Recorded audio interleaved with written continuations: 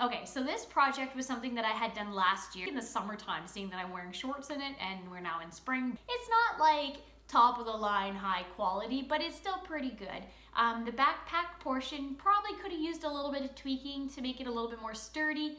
I also probably could have used something that wasn't bright pink, and regardless, it shows you basically the outline of the steps on how to make this project really inexpensively. I think I spent $25-30 on the actual material itself. For the most part, it was pretty simple, and hopefully you can follow along and get your own wings done.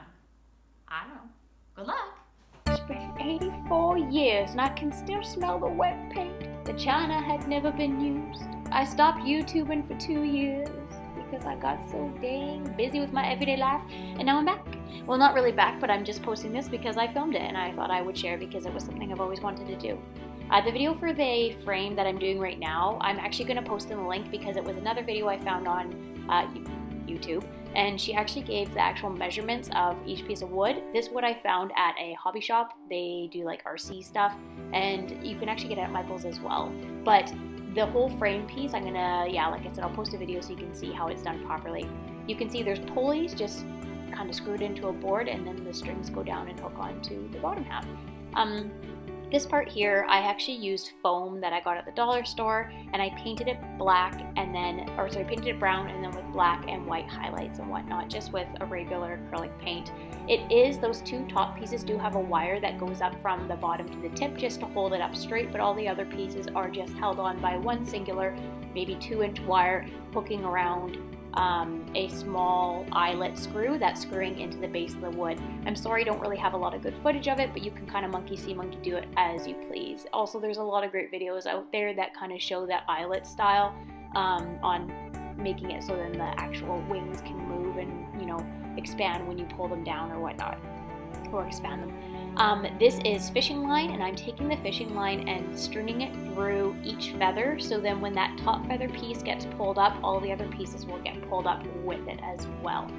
Like I said, I apologize that I don't have an overly large amount of video on all this stuff, but if you have any questions, you could ask. The chances of me answering are probably going to be pretty slim to none, but if you do have a question, you can go on to my Instagram and ask me there, because I do check that daily. But other than that, this is a fabric piece that I'm putting over top of it so I can have something to glue on the, foam, the foam feathers. I just got this at the dollar store. It was just a plain piece of white underlay. It wasn't quite long enough to fit my whole wingspan, so I did cut it to kind of alter it. That's what I'm doing here. If you have one full piece of fabric, you can just use that full piece of fabric. You don't have to do, obviously, this step, but I'm too cheap because And this is just me gluing on thousands and thousands of, I keep wanting to say felt. It's not felt. It's not fabric either. It's foam feathers. And with this step, I actually learned that I was allergic to foam. So yeah, be careful about that, because when you use it in large quantities, it stanks and it gets on everything, and then you get itchy and it's gross. This is just kind of a little bit of a showy on how it looks underneath, and then that white piece obviously folds over, and then I was just gluing on the feathers from there. Oh, I did attach it to the tip of the wing and under where like the arm, the elbow of the wing would be, to the underside of the underlay, just because I didn't want it to move around and stuff when it was going, in and out. I had a piece of fur that I just strung along the very top of it, and it kind of just finished off that bridge and gave it a little bit more flexibility to kind of fall over that top more naturally.